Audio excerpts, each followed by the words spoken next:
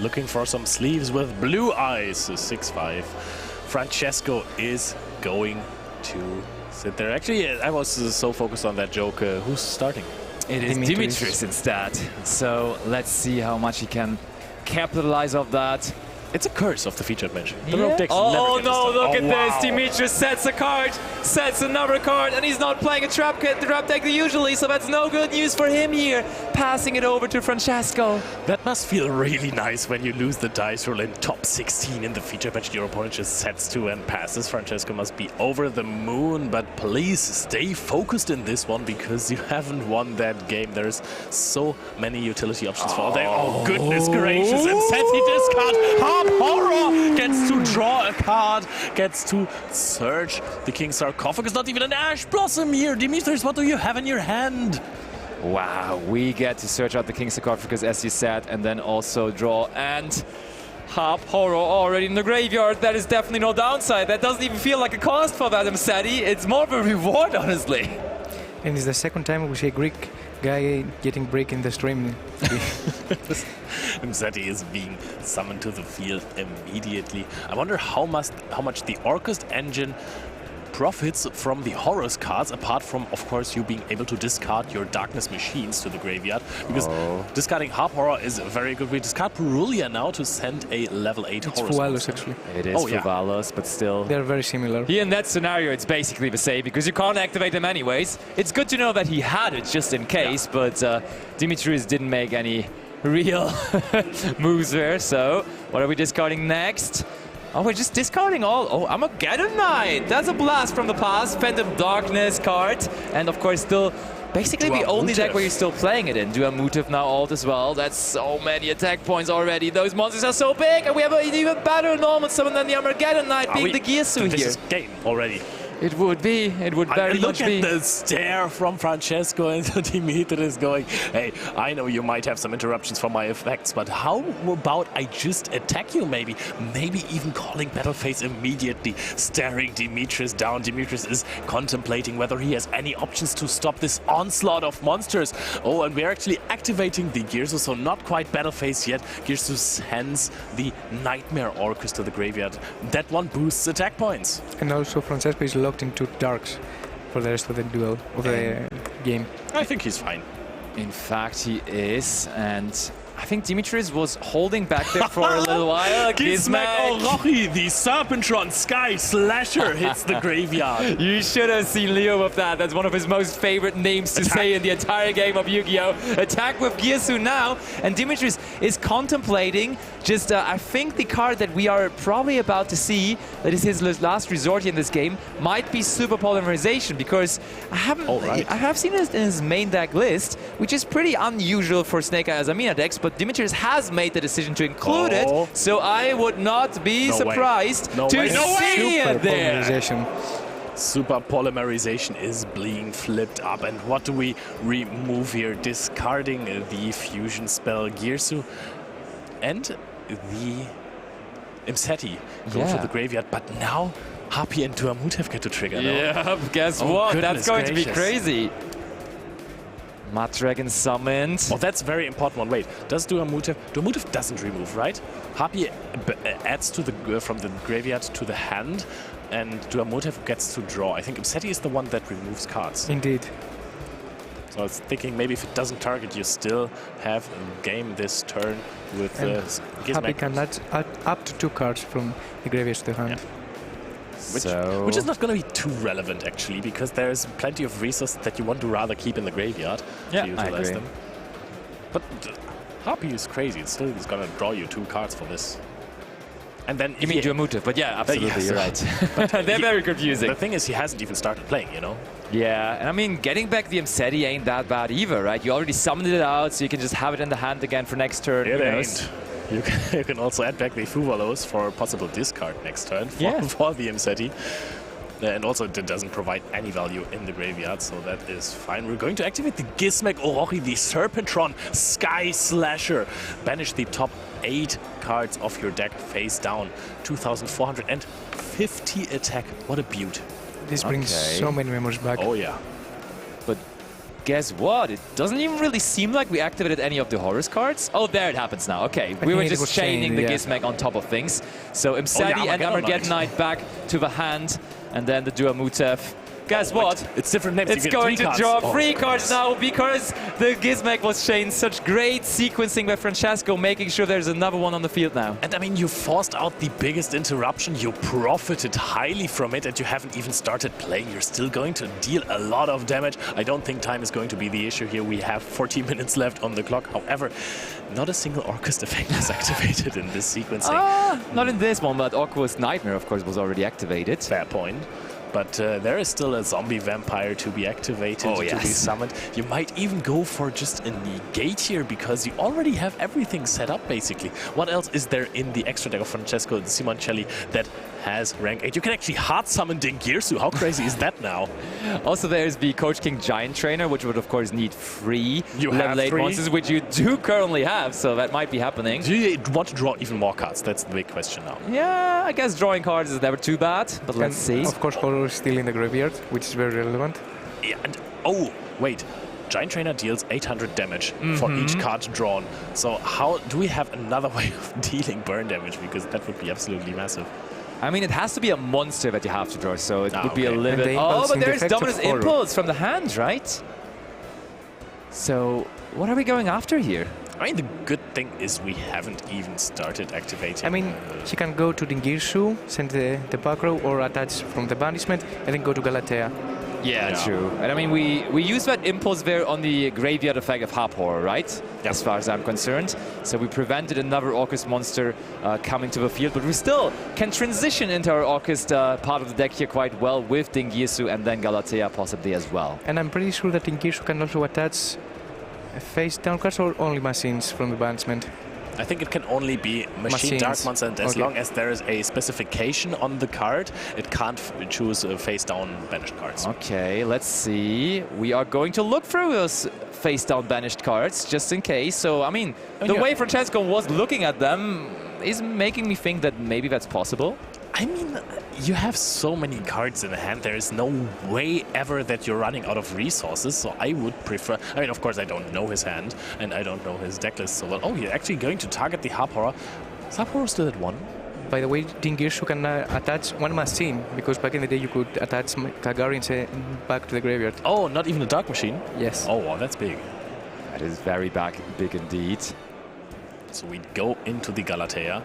If we hard summon Dingirsu, can we overlay onto Galateo Dingirsu? No, right? There's no way. There's no way, you say? No, you can only summon Dingirsu once per turn. Okay, boring.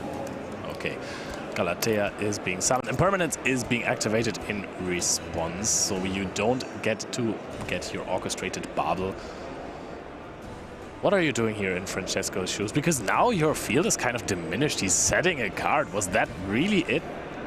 I mean, isn't that enough? Like, just imagine this is going to end up also being the counter trap. I don't know how we counter that. Do we even play this? Yeah, we do play, absolutely. And it's very important that Dimitris... Oh, and it's over. Wow. Look at that. Dimitris realized there's nothing he can do. 1-0 for Orcust, and the crowd is cheering because they love that process. Is it the weekend of Dark Machines again, finally? Please, please give me Orcust in the finals. This was so good. I mean, his opponent Dimitris didn't have anything to play with, just set 2 cards.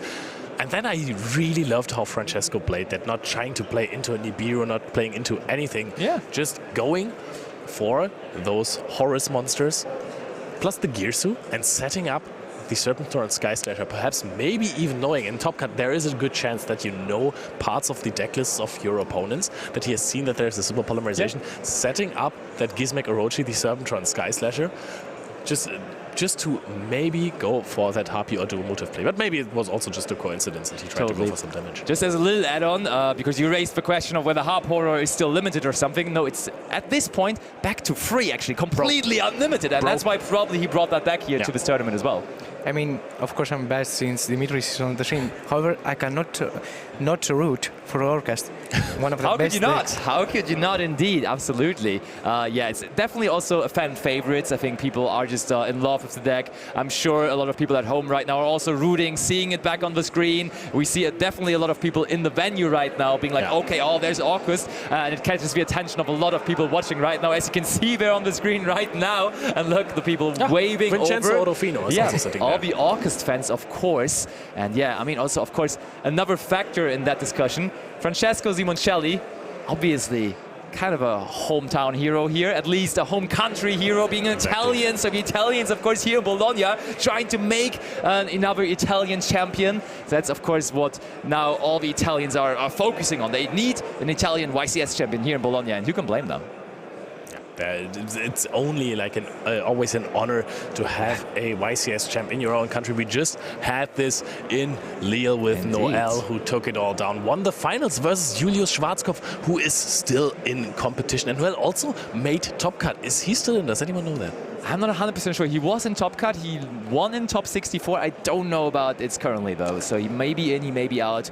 Maybe you will see him in the finals again. Who knows? Yeah, but I think that Julius still has a really good shot at going to the finals. I think someone has already said about Mermels that they are going to win the event, right? Ah, okay. There's also a Memento still in there, so don't go too quick, because my pick is also still alive. I completely forgot what I picked. Centurion, yeah, that's probably also a No, Centurion. you changed to Tempai, remember that? changed You to betrayed Tempai. me.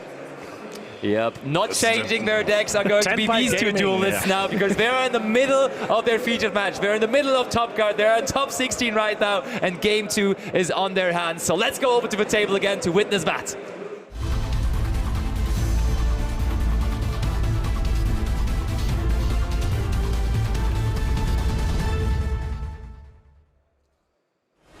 Alrighty then. Do we see a Snake Eyes Azamina combo, or are we going to see the set 2 pass again?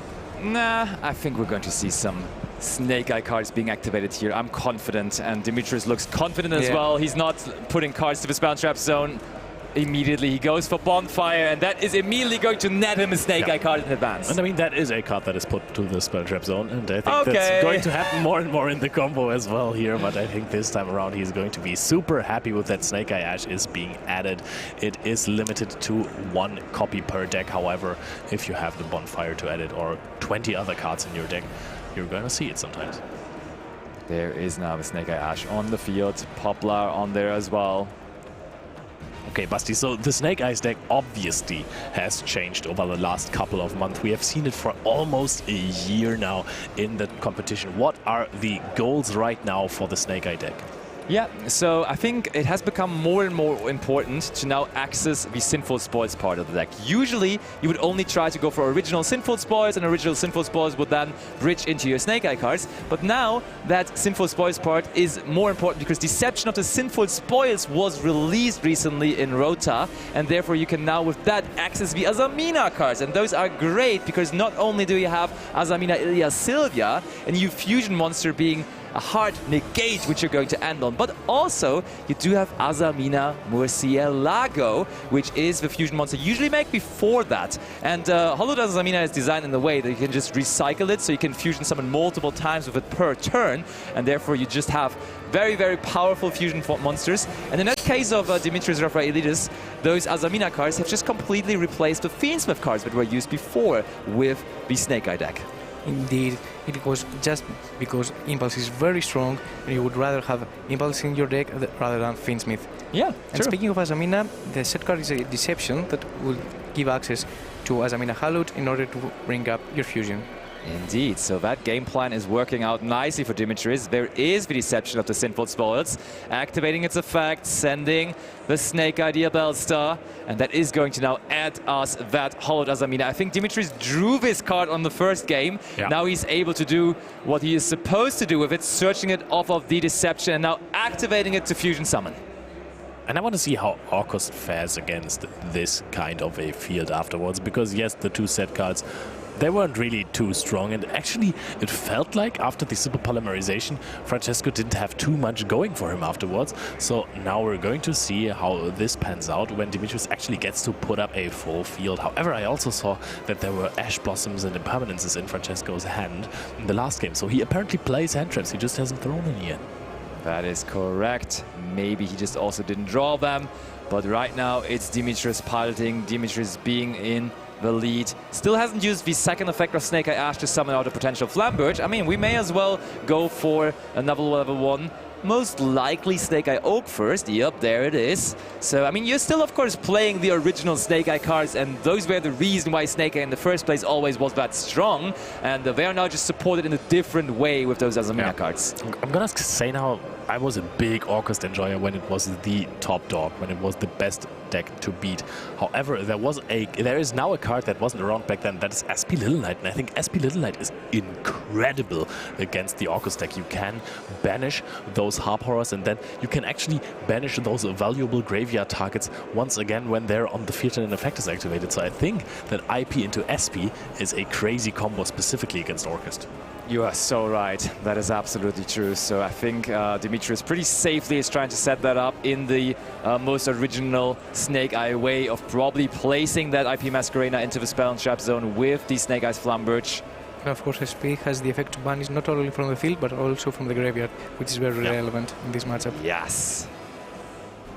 So I'm happy that Dimitris now gets to show off his combo at least, because game 1 was quite sad when he just set 2 cards and then was basically fighting an uphill battle from there. Oh, look at that. That looks like Saryuja maybe? Ling 4 incoming using all 4 of those. Yes, this is a card recently included into Snake Eye Azamina strategies as well. You cannot bring out the Appaloosa anymore, as that card is at the moment forbidden, but you may as well draw 4 cards through that Saryuja instead. I mean, calm down, yeah? You have to put 3 back. All right. Which is very important for side deck, since you can access your side. Yeah, that is actually huge now that players are side decking those trap cards. Solemn Judgment, different dimension ground would be big here. Even a dimensional barrier would have some use, I suppose. Probably rather Anti-Spell Fragrance or Skill Drain. Those cards seem to be quite nice. Oh, what a wild guess, Buster. And of course, Cosmic Cyclone. Oh, see, Cosmic Cyclone is also very insane against Orcus, especially with the Horus engine. Yeah, exactly. 100%. Because Galatea sets the card, and also, of course, Sarcophagus. Yeah, draw phase Cosmic Cyclone onto the orchestrated bubble would also be huge. Yeah, but it looks like Dimitris definitely has a well-designed combo here, thought this one through quite strong, and he's now going to summon out the Princess, and Princess brings back the Flamberge Dragon, and in a heartbeat is gone again because we're linking into a Link 4 here with the Raging Phoenix now. Leo, Salomon Grades are back as well. What a time to be alive. I am so happy about this. Raging Phoenix is the best Link monster in the game because it searches out a Salomon Grade card if you special summon it or if you Link summon it. Ah, he missed out on that part here though. Yeah, I don't know why they always forget those things. Ilya Sylvia now being the second Azamina fusion monster, fusion summon. As we said, Hollowed Azamina can recycle itself, and that's what they did there. And now the World Dragon Zelantis, World Sea Dragon Zelantis is being summoned and reorganizing the field in a way there, using its effect. And honestly, this looks somewhat minimalistic. Yeah, it's not the craziest combo field. It's not like a Jubel field. It's not like a Mermail field. So let's see whether Francesco can find a way through this. However, it has so many things going on. Yeah. I mean, of course, the field is very strong, meaning that IP will be probably brought up in the draw phase, probably, and also in the graveyard there is Princess. No. Main phase, it's going to be the Orcust Harp Horror summoned out. I mean, there is no reason not to SP here. Let's see. I would actually agree with you. Yeah, I mean, we can also just wait a little, because what is that Harp Horror doing right now, necessarily? They always need another card, so why not wait? It looks threatening. I don't know. There's not even the monster you can attack over, because Ilya Sylvia, in fact, is 1,900 attack points. No. Are we in the battle phase? It seems like we are in the battle phase. Okay, Harp Horror attacking. I'm very curious. Okay, it was brought to the graveyard now. Are we going to see some kind of an evenly matched play now, so that we have basically stopped our opponent from summoning out IP by normal summoning Harp Horror? That would be super cool. I just haven't seen it evenly matched in a while. Yeah, we are in main phase 2 also as well, so that evenly matched is not going to happen. Harp Horror effect happening though, so we are going to special summon out Girsu from the deck. So we just don't really have any plays. Yeah, that looked desperate there. Norman summon Harp Horror to attack into an Ilya Sylvia. Does Orcust can break all this field and also all the resources that Snake Eye has on main phase 2 though? because Dimitris will obviously take a turn. Yeah, that's true. Absolutely. And I mean, 3 set cards are also quite a statement from Dimitris. He was not happy setting 2 cards on the first game, but setting 3 here after comboing is quite the statement. Yeah, I think the after comboing is the most important part about that one. Setting 3 cards in this turn would have also been pretty annoying for him, I'm very sure about that. But normal summoning Snake Eye Ash, resolving it, and then going into Snake Eye's Poplar. I'm not going to do this, don't worry. Okay, but we Dimitris sent did it. Nightmare. Girsu is always, I mean, is at this moment treated as a tuner also, which is very important. True. And now I think we're just going to go for SP Little Knight. And Mike, you said it earlier, banishing from the graveyard can be very important here. You can also banish the Girsu from the field, actually. I think both banishes would hurt a lot here. Yeah, and I like the field organization here by Dimitris, because we summon the SP Little Knight now into a main monster zone. The only thing that's a little concerning to me is that it is summoned into a potential relinquished Anima zone. On the other hand, you're playing against Orcus. They're not really known to play a lot of level 1 monsters, so I think you're fine on that. There is Bombard. True. That card was used back then, sometimes. Rarely. Now, the hidden effect of Oak is activated that you can also add back the Snake Eye Ash from your graveyard to your hand. However, I don't think it has any targets anymore after this. But standards for hidden effects have become low, and this is the hidden effect of Snake Eye Oak, but sure, I will give it to you. Actually, Snake Eye, did you know that Snake Eye Ash has a hidden effect that you can send another card from the field to the graveyard? You can special summon from the deck, you know that? That's crazy. But now Dimitris is being a little bit confused because you don't have to target your own monster with the Orcus Nightmare. You can also target a monster on your opposing side of the field to send something from the deck to the graveyard. And now you're pushing the Ilya Sylvia. Probably for a wand in order to bring back something from the banishment. Or Gizmek. Gizmek. There we go. Leo. My beloved boy. Yeah, beginning of the weekend. If I would have told you that you're going to see Gizmek on the featured match, even in top 16, would you have believed me? Of course, it is the best card in Yu-Gi-Oh! That has ever been printed. Okay, yeah, fair enough. Actually, I have one in Collector's Wear that is basically on my work desk, and I look at it from time to time. I know, you're in love with this card. I am. Gizmek Orochi, the Serpentron Sky Slasher, or in German, Gizmek Orochi, der Schlangotron Himmelsschlitzer. That's one even nicer. Exactly. Yeah, exactly. Bless you, Leo, bless you. That's a little German lesson for you guys. Alrighty. So we brought out the Gizmek Orochi. You don't have to say the full name once again. Don't worry, I'm super fine with doing So the reason that the one was in hand. Insadi, but is there possible? Called by would be insane. No, Ilya Sylvia is Or going he to can just negate it with the Azamina. Yeah, now King Sarcophagus Hard Roll would be huge. And we can start playing. Using the Whirlwind.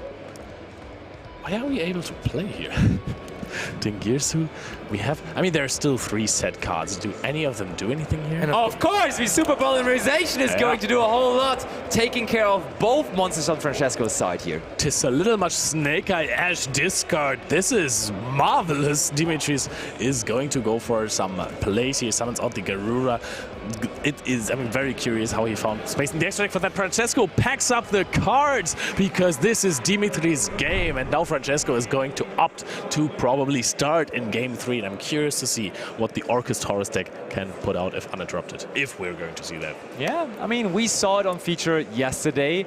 It wasn't like a crazy combo field with like multiple big monsters or anything. It was also, as the trend of the weekend, rather minimalistic, I would say. It was Dingirsu, of course, and that was very much mentioned by Francesco because I did the analysis with him, with the double ability to protect against destruction, because Dingirsu, that I can call a secret effect, can detach the material and something on the field would be destroyed, just saying. And yeah, that definitely was something that he was valuing very, very highly, especially against matchups like Tenpai and so on and so forth.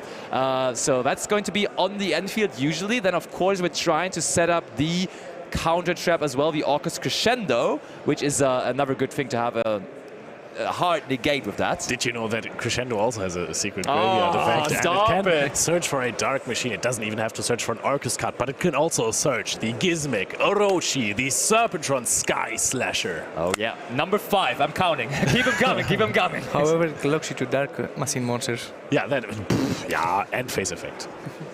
I think we will be fine. Yeah, it's a trap card in the graveyard, and face effect is pretty accurate. In this deck, everything locks you into dark machine monsters, right?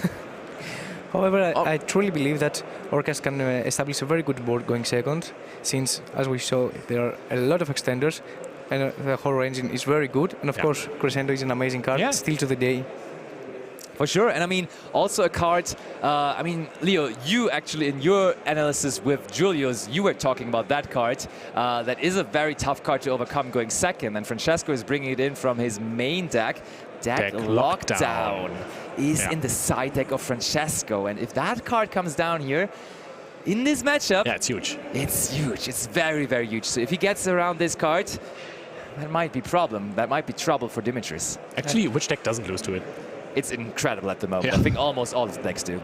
Mermaid, no. No, I was going to say, I talked to Julius about it, and he was like, this is the card that I'm most afraid of. So Deck Lockdown is the card that might have, don't want to say solved the format, but it may be the best card of the tournament. I'm curious to see, I think after the next round we can check how many players are playing this card. Yeah, will be interesting to see for sure. We have the data. It is in the side deck here of Francesco. I'm 99% sure it's going to be in the main deck now after the side decking process. But of course, that is not 100% sure because only Francesco knows at this particular moment as he's just shuffling up his deck for this third and deciding game. I want to know whether he was seeing that coming.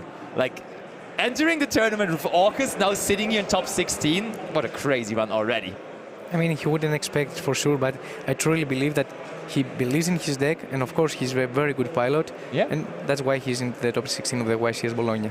Mike, you're absolutely spot on that. If you just believe in the heart of the cards, specifically in the heart of Gizmek Orochi, the Serpentron Sky Slasher, then you're always going to be good to go. Play the decks you like, play the decks you have repetitions with, because you can't just bring, I mean, some players are incredible. They can just bring a deck to a tournament and then win with it, but usually you need a lot of practice and repetitions against most of the matchups, which is why decks like Orcus can be a surprise pick and catch people off guard because they're not used to playing against it. But these duelists are ready, and we're going to game 3 of top 16 at YCS Bologna.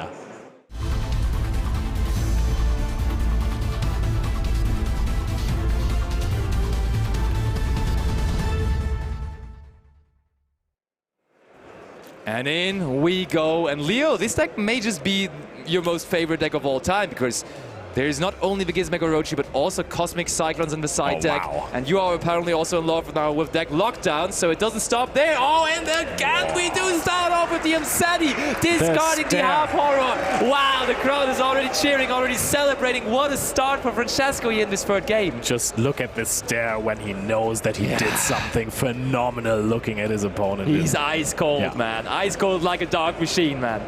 Holy, and there's the King Sarcophagus now activated. And imagine he's going to full combo here. He can now discard cards, and most of them are going to bring extra value. It doesn't stop! The Nightmare as well. You can even secure yourself from something like a Nibiru here. You can go for the Photon Exceeds monster. You can, of course, go into the zombie vampire. What rank 8s are there? I think I've asked you this earlier. I don't know if we got to it. Yeah, interestingly enough, I would have expected that Photon Lord to be there, but it actually, funnily enough, isn't. And the amount of rank 8s is limited. It's the zombie vampire and then also the Coach King Giant Trainer, but that's about it, actually. And Dingirsu, of course. Yeah, of course. Yeah, true. I always forget that you have to also be able to summon that as a rank 8. Oh my, it doesn't stop. He drew all of the Orcus. Imagine there would have been an Ash Blossom and Joyous Spring on the Amseti, but luckily there wasn't, because then he would have had a whole lot of Orcus monsters there in his hand. But now it works out beautifully with that resolving. At this point, after side decking, going first, do you just go for the coach? Yes. 100%. I talked with him about that. You're trying to draw those cards. You're trying to, for example, draw into deck Lockdown, which is crazy. Also in the process, if you draw monsters, you're going to put life point damage onto Dimitris as well, which, I mean, we have 17.5 minutes, but surely can't be bad to be ahead in life points already. Yeah, it's never bad. Indeed. So let's see. 1, 2, okay, another one maybe? Okay, it is he has deck Lockdown in hand. Oh, he already has it? Then we don't have to draw. I mean, I'm guessing. Possibly, yeah. Oh, look at that. Oh, we're still contemplating how many Exceed materials this is going to be. Yeah. And of course, let's go all in. Let's go all the way. We go for the big Coach King giant trainer. You're a fire, baby. There's another fire monster. Oh, but there's infinite impermanence, and that's a bit of one. a punishment to go for that. Because we committed 3 monsters into that one giant trainer. Well, Yeah, and but now, however, there are 3 Orcas in the graveyard. I mean, so now we start playing with our main engine. All right, so activating the Orcus Nightmare next. And there are crazy guys. Half this deck is traps. What is happening there? So we're going to send now. I think the wand. Do we actually still have a target for Harp Horror in the deck? Do we play multiple skeleton? there's Gears.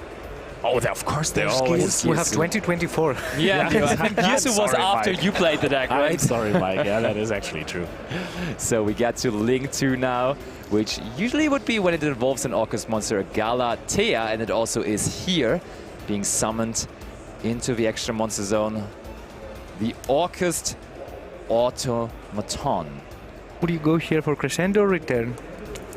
We'll see. I don't even know whether he runs return, actually. Oh, yeah, there's one return. Oh, but we do instead go for the third option available, where we go for orchestrated Babel. And Babel, since the beginning of days, I always liked Babel the most, because Babel gave you the option to play on your opponent's turn. Yeah. Sure, Crescendo kind of gives you that option as well by just negating something on your opponent's turn, but Babel feels like so much more, right? It lets your engine play on the opponent's turn, gives you sense with Dengirsu and all that kind of stuff.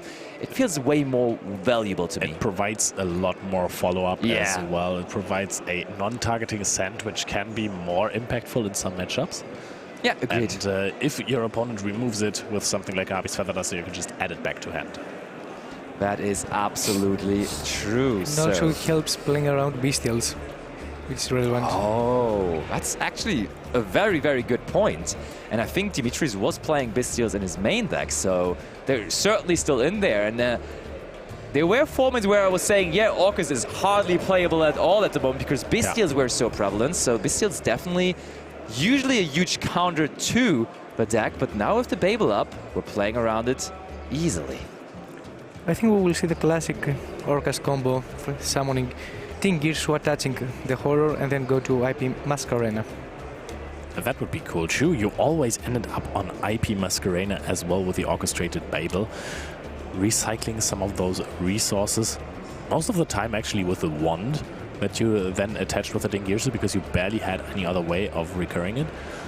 And yeah, back in the day you summoned Unicorn most of the time, which is a little bit of a... We got an upgrade on the Unicorn end, yeah. I want to say that too. SP Little Knight is the new and cool version of Unicorn, basically. Even though Unicorn also wasn't bad. Yeah, no, absolutely not. I would never say that. So using Dengirsu now to attach. Oh, and there's another card, and I really, Basti, please tell me that he's playing this, that he's playing one of the those Topologic Bomber Dragon or the Topologic Zeroboros, because going into those with IP Masquerena and then using Babel was so incredible. Yeah, but using the classic technologies, we do use Topologic Bomber Dragon in our extra deck, and I agree with you thoroughly that that's the coolest thing to do ever. Yeah, but and there is the deck lockdown on top of all of that. That's a massive card. We were talking about it in the side decking process, and indeed, Francesco found it in his opening hand here to pretty much the icing on the cake here to his field. The only read that we can tell is that the set card is probably Crescendo, since it needs a Link Orcas monster to be activated, and that's why probably Francesco chose not to go to IP Masquerena. Good point. Very good read, yeah. Very good catch there. And I want to say, Basti, you said it's the icing on the cake. I think that the Orcus combo is the icing and that the deck lockdown is the cake, because this card is just so incredibly strong in this format. Every single deck searches so many cards or tries to special summon. People are going crazy over Dominus Impulse. Deck lockdown just prevents them from playing altogether. I mean, at this time, there is deck lockdown, probably Crescendo, in my opinion, and of course a full graveyard of Orcas. Okay. It is a very scary board. Main phase has been entered here by Dimitris. And at this point, with the setup that you have, the deck lockdown is not stopping you at all. Oh, look at the laughing from Francesco. He's smiling. Leaning back. Dimitris is checking his option. Oh gosh. When we're activating effects now out of nowhere, that must mean we're like there is pass priority probably. I feel like we might be going into the end phase here. Dimitris. Why would you do that end of main? There's no real reason for it, right? No, I agree. So we go Skeleton. I mean, nobody right now is playing evenly matched, right? For some reason. And even then, you probably have Orcus Crescendo for its head anyways. Yeah, and then So you don't have to banish all your cards. It may be end phase, and is end Dimitris phase. was thinking about a Beastal maybe, but he will try to keep it as a defense in Francesco's turn. Oh my, this is Francesco. looking crazily good for Francesco. He keeps on going now in the end phase, also activating all those effects that are still usable under the deck. Locked out, and one more time, Leo, what card has been sent to the graveyard? Gizmek Orochi, the Serpentron Sky Slasher, hits the field, is being special summoned in the end phase as well. Another 2,450 attack points here. We have the Harp Horror with 1.7, we have Galatea with 1.8, and we have Dingirsu with 2.6. Magnamut is being activated. Are you going to crescendo it? Banish the Magnamut. You will not hit the field. And now it is time to put your attack position monsters there. We're going to summon multiple Horus cards. We completely forgot about those. Everything is in attack position. Are we entering the battle phase? We can see the word the lip reading. The fist bump. Orcust advances to top 8. The Orcust party is still ongoing! Francesco Simoncelli with that crazy deck, making the masses applaud him here in Bologna, and I'm one of his biggest fans now as well. What a match that was once more. I mean, who is not? He's playing Orcust, Yes. he's in the top 8 of YCS, and he's playing amazingly. He's playing out of his mind there, Yeah. seriously. He might be the best Orcust player on the planet right now. I mean, to be honest, Dimitris hasn't really played the game in 2 games. Come on. Dimitris still with a huge accomplishment, hitting course. top 16 here. This went a little bit unfortunate for him, but I think that everyone just really wants to see Orcust win this tournament. Yep.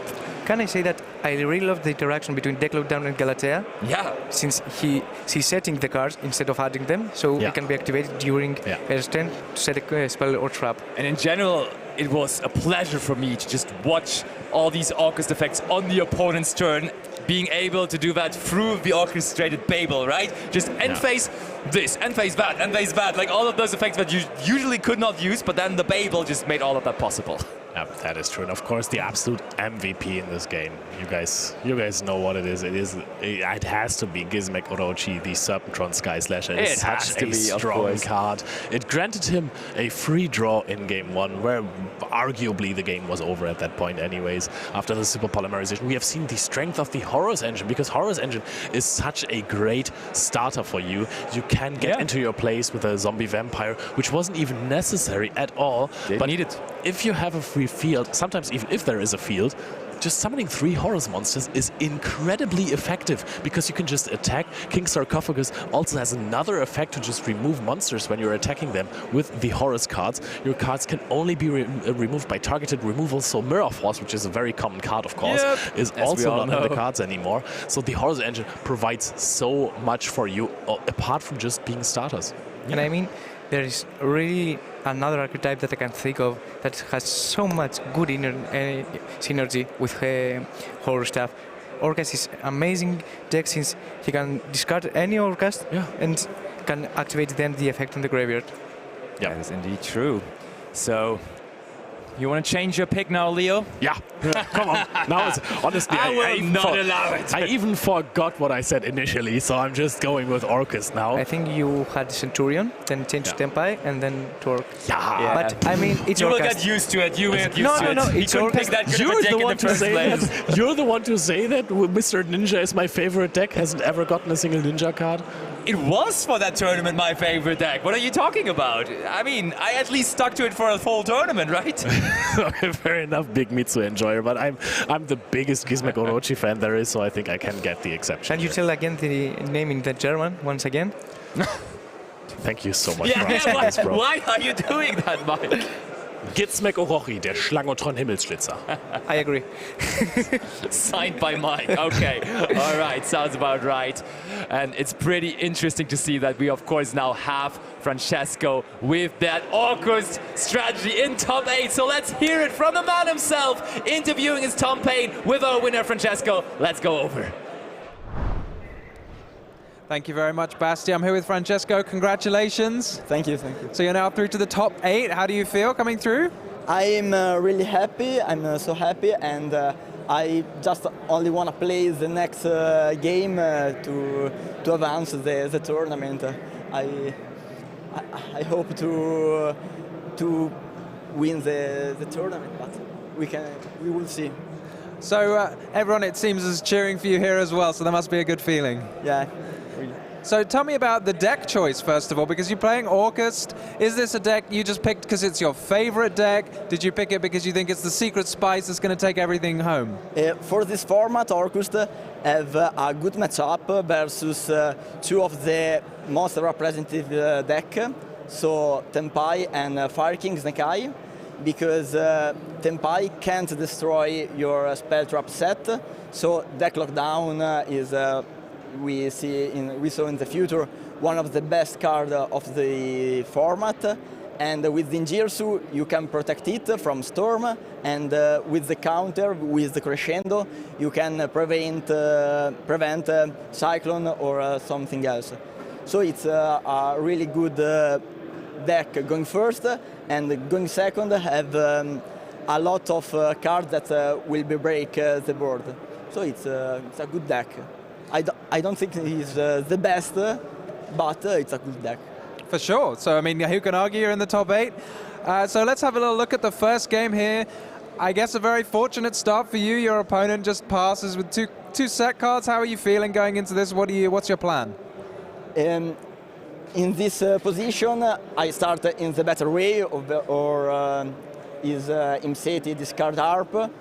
I try to OTK my opponent. I didn't know that he played a Super Poly, so I try to OTK him, but if he used Super Poly, but I had 2 horrors on the field, so I drew 2 cards, I drew 3 cards, sorry, and I still close with a good board.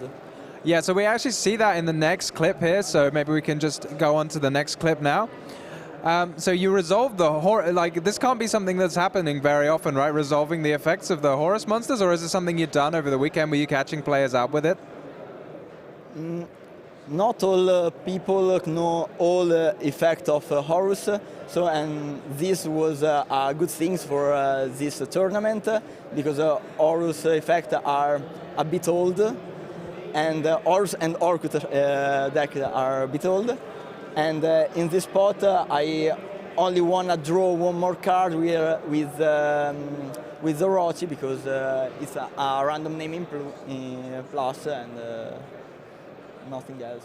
So were you worried when you banish 8 cards from your deck that it's going to be a problem, or have you been doing this all weekend? You kind of know whether it's going to hit one of your engine pieces? It isn't a problem, because if your opponent remove 1 card from your field, if you have happy, you can bring back the card. So it's still good. And with Orcust mechanic, you can send to the grave or your card before you use Orochi.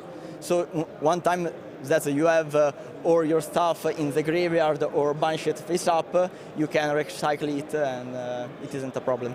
That makes sense. It sounds like you know your Gizmek. So in the second game, your opponent got to go first, and a slightly better field this time. So if we can have a little look at what you were facing up against. Is this a kind of field you can crack, or is it something that maybe you're supposed to draw hand traps to prevent? I didn't draw nothing, no hand traps, no Super Poly, nothing else. And I only tried to force the fusion, the Azamina, Sylvia, but he didn't use. My only opportunity was to resolve Imseti. He waited for it, and he won. It's correct. So yeah, you had a noble attempt here. Looks like you tried to resolve your horror effect, and then later on in the turn we could see you had that discussion about resolving your nightmare that you can target his cards. Was that something he wasn't aware of? Yeah. Okay, but ultimately in the end, as you say, he saved the Azamina card. So do you think this is like very good? Do you think maybe other players earlier on you might have been out of trick and you're just playing against tougher opponents? I try, but he had a lot of things, so I can't win this game. Sure. It's okay. So into game number 3, you started with that fantastic combo of the first game. That must be like the perfect 2 cards to see in your opening hand. We'd see right at the beginning here, and there was a big cheer from the crowd as well when you discarded 2 times with Imseti and Harp, the best starter. So I drew the counter, so I only wanna end my bird only with one link on the field, to play around to Super Poly, and if my opponent makes something strange under deck lock, I could revive the Jinjitsu and destroy and have another interrupt. So counter the Jinjitsu, deck lock, a lot of stuff. Yeah, it seems like you have pretty much everything you could want. One of my favorite cards, which you're about to summon in a moment on the clip here, is Giant King Coach Trainer. So have you been resolving that a lot this weekend? It looks so much fun. I think that I resolve only 3 times, but every time it's resolved, it's like a game. Because you draw 3, and if you use it, is because you discarded a lot of engine. So the cards that you draw are all flex, so Entraps, Skill Drain, Fluid Gate, so are all good cards, and every time you resolve it, is like a win condition setup. Yeah, I mean, 3 level 8s is normally quite a big investment, but with the Horus card, seems you can just make it super easy. Yes, Arrow Extender, so it's okay. So we saw now at the beginning of the next clip, like, your opponents started their turn, and I feel like they're just like thinking, what can I do? Has anyone done anything under deck lockdown against you this weekend, or has it just been the thing that seals the deal? Deck lock is the best card now. A lot of deck can't use nothing card. Tenpai can't. All engine of Tenpai can't be used, and Azamina stuff too, Snake Eye too.